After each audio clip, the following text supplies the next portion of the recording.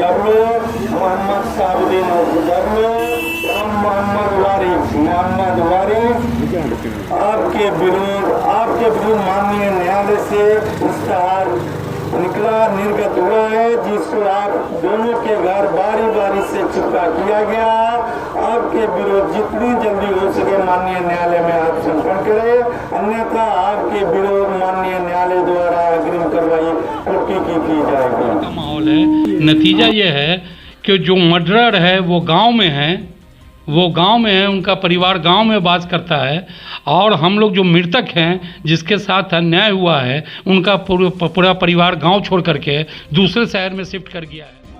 कांग्रेस नेता जियाउर रहमान की हत्याकांड में एक नया मोड़ आया। जी हां, सिमरी थाना पहुंची दोनों नामजद के घर पे इश्तिहार छापने कुर्की जब्ती का। 30 दिन के बाद कुर्की जब्ती होगी अगर वो कानून के सामने आत्मसमर्पण नहीं करते हैं। बताते चले सोबन चौक के में रहने वाले, सोबन गांव में रहने वाले जियाउर रहमान उर्फ बब्बन, जो कांग्रेस अल्पसंख्यक प्रकोष्ठ के दरभंगा जिला के अध्यक्ष है, उनकी हत्या कर दी जाती है। दिसंबर महीने में उसमें 5 अभियुक्त का नाम होता है, एक की गिरफ्तारी होती है। उसके बाद वो रिमांड में लेने के बाद और भी लोगों का नाम खुल करके सामने लाता है। उसके बाद 5 नाम दर्ज होते हैं FIR में, जिनके 2 घरों पे लोगों पे आज जाकर के सिमरी थाना कुर्की जब्त करती है। वहीं पे मोहम्मद कैस, जो मृतक जियाउर रहमान के ससुर है, उन्होंने कितने गंभीर आरोप लगाए हैं और किस डर के कारण जियाउर रहमान उर्फ बब्बन यानी कांग्रेस नेता का परिवार अपने गांव को छोड़ करके बाहर रह रहा है। जियाउर रहमान हत्याकांड में आज जो फरार अभियुक्त चल रहे हैं 2, उनके घर पे पुलिस ने इश्तेहार चिपकाई है। आप क्या कहना चाहते हैं? आप परिजन हैं उनके, 2 आरोपी अभी तक फरार चल रहे हैं, इस इश्तेहार चिपकाए जाने को कैसे देखते हैं आप? क्या है आपकी प्रतिक्रिया?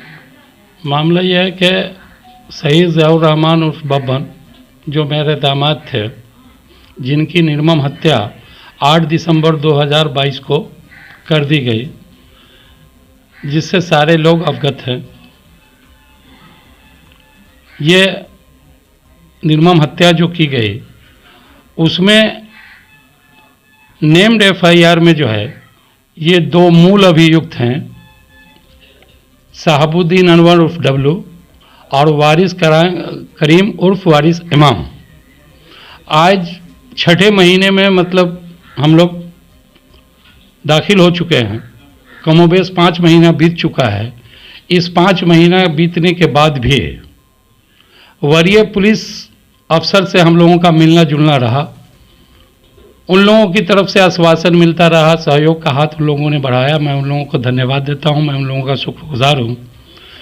लेकिन इस केस में शुरू से कमी देखी गई है, खास करके ये जो 2 मूल अभियुक्त हैं जो आज भी फरार हैं, इनको पकड़ने के लिए लोकल स्तर पे पुलिस का जो प्रयास होना चाहिए उसमें काफ़ी त्रुटियां रही है। सिर्फ खाना पूर्ति के लिए सारा काम हुआ है। हम लोग यहाँ लगातार मौजूद हैं इस बस्ती में, इस ग्राम में, लेकिन कभी उन लोगों के घर पे रेड, कभी उन लोगों की पकड़ धकड़ के लिए जो प्रयास होना चाहिए मिनिमम भी नहीं किया गया है क्राइटेरिया को मेंटेन। नतीजा ये हुआ कि 5 महीना बीतने के बाद जुडिशियली से जो है उनके विरुद्ध इश्तेहार का जो है 29 अप्रैल को ऑर्डर मिला, और आज पुलिस प्रशासन आकर के उनके घर पे ये चिपका के गई है, जैसा कि आप लोग देख रहे हैं।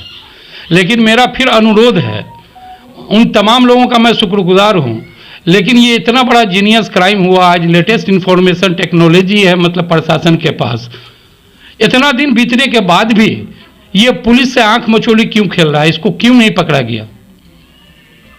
मैं यकीन के साथ कह सकता हूं कि अगर तत्परता दिखाई जाए और इनके पास जिस तरह का मतलब सारा इंफॉर्मेशन है या टेक्नोलॉजी है, उस ग्राउंड पे जो है 24 घंटा सफिशिएंट है मुद्दालय को पकड़ने के लिए। लेकिन लोकल स्तर पे हमने कहीं ना कहीं त्रुटियां देखी है, कमी देखी है। फर्स्ट डे सर से ये 2 आदमी को, साहबुद्दीन अनवर और वारिस इमाम को जो है शायद कहीं ना कहीं बचाने की कोशिश हो रही है। तो अभी जो प्रक्रिया चल रही है, कुर्की जब्ती के लिए इश्तेहार चिपकाया गया है, इससे कितना आप लोग संतुष्ट हैं या इसको कैसे देख रहे हैं? मैं धन्यवाद देता हूं प्रशासन का, जुडिशियली का मैं शुक्रगुजार हूं, लेकिन इससे आत्मसंतुष्टि की कोई जगह नहीं है। ये लागर कानून की बात है, कमज़ोर कानून दिखाया जा रहा है कि जब 82 और 83 निकलता है तो ये कहीं ना कहीं पुलिस प्रशासन की कमजोरी को झलकाता है।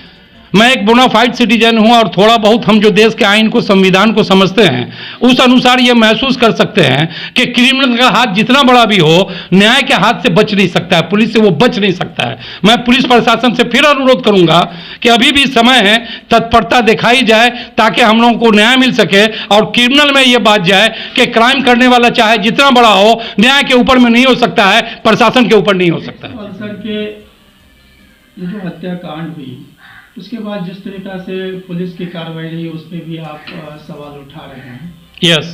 और एक जो सबसे बड़ी बात थी, देखा गया था कि बब्बन जी की दो बार पोस्टमार्टम हुई, यहाँ तक कि 9 या 10 दिन के बाद उन्हें कब्र से निकाला गया। ये दोनों जो पोस्टमार्टम हुई, दोनों की जो रिपोर्ट थे वो किस तरह के थे, आप साझा करना चाहेंगे? मैं इसके बारे में साझा करूंगा कि 9 दिसंबर को उनको हम लोगों ने मजहबी रस्म रसूम के हिसाब से दफन किया, लेकिन पोस्टमार्टम रिपोर्ट जब आया तो डॉक्टर का जो मतलब रिपोर्ट था, पोस्टमार्टम रिपोर्ट, उस रिपोर्ट में उनका एक्सीडेंटल डेथ दिखाया गया, जो सरासर घोर पाप और अन्याय था। फिर हम लोगों ने मतलब प्रशासन से अनुरोध किया और प्रशासन के प्रयास से न्यायालय से एक टीम गठित की गई मजिस्ट्रेट के द्वारा। फिर दोबारा उनका जो है पोस्टमार्टम हुआ शायद 23 दिसंबर को, और उस पोस्टमार्टम में यह बात उभर के आई कि इनकी हत्या गोली मारने से हुई है, उनको गोली लगी है। और ये मेरे साथ जो अन्याय हुआ, पाप हुआ, मैं ये महसूस करता हूं कि ये बड़ी कॉन्स्पिरेसी है। इसमें और भी लोग, जो मैं फर्स्ट जैसे सवाल हो सकता हूं कि इन लोगों के पीछे भी कोई बड़ा हाथ है जिसको तत्परता से खोज करना चाहिए। और कहीं ना कहीं शहाबुद्दीन अनवर और वारिस करीम के द्वारा डॉक्टर को मैनेज किया गया था, और मर्डर को जो है उन्होंने एक्सीडेंट दिखाया। इसके प्रतिवाद में, इसके विरोध में हम न्यायालय में भी गए हैं। हम प्रशासन के पास, डीएम साहब के पास, एसएसपी साहब के पास, तमाम लोगों के पास जो है हम लोगों ने अपना अनुरोध रखा है, अपना एप्लीकेशन दिया है कि इसके ऊपर में जो है हमको न्याय मिलना चाहिए, जो आज भी मतलब पेंडिंग है। तो मैं अनुरोध करूंगा फिर प्रशासन से, खास करके डीएम साहब से, कि उस डॉक्टर के विरुद्ध और जो कॉन्स्पिरेसी में शहाबुद्दीन अनवर और डब्लू भी शामिल है, उनके विरुद्ध जो है केस किया जाए, ताकि मेरे को कुछ संतुष्टि मिले, न्याय पर मेरा जो है भरोसा और यकीन एतमाद मौजूद हो। आपने डॉक्टर के खिलाफ जो टीम जिन्होंने पोस्टमार्टम किया था, फर्स्ट टाइम और सेकेंड टाइम, 2 अलग अलग रिपोर्ट आई, इसको लेकर के आपने जिला प्रशासन से क्या लिखित भी शिकायत की है? हमने जिला प्रशासन से जो है उस टाइम में ही जो है लिखित जो है शिकायत दर्ज की है, और बार बार उन लोगों से मिल रहा हूं। वो बोल रहे हैं कि प्रक्रिया आगे बढ़ रही है। मैं होप करता हूं, उम्मीद करता हूं कि उनके विरुद्ध भी जो है एक न्याय हमको मिलेगा। सेकेंड पोस्टमार्टम जब हुई तो उसमें कितनी गोली की बात आई सामने? उन पर 2 गोली चली है, 2 गोली चली है, और उसमें जो है खोखा, पिस्टल, ये तमाम कुछ रिकवरी हुआ है।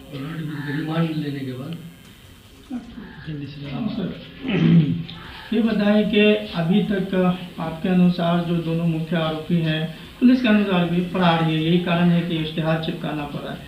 आप लोगों को अभी फिलहाल जो समय गुजरा है, इसमें क्या भय की कोई स्थिति बनी ही हुई है?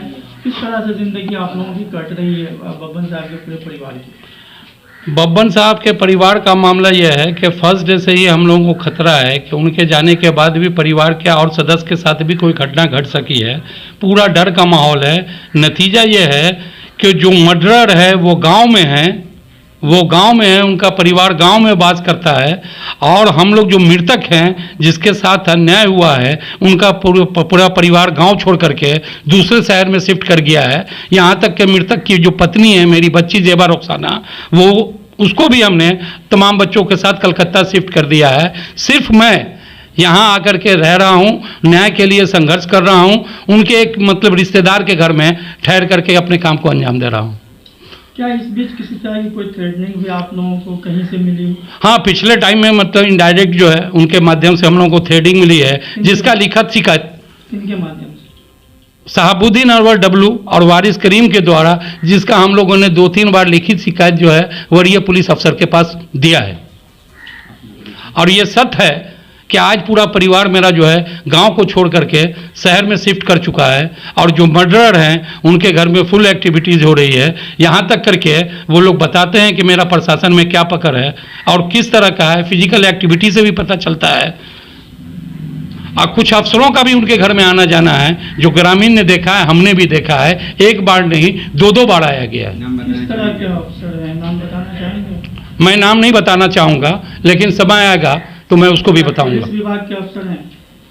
पुलिस विभाग के लिए जी हाँ। क्या नाम है आपका?